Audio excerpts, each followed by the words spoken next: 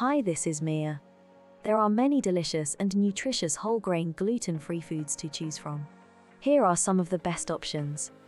Quinoa is a versatile gluten-free whole grain that is high in protein and fiber.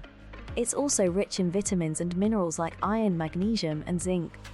Brown rice is another great whole grain that is gluten-free. It's a good source of fiber and is also rich in selenium and magnesium. Buckwheat.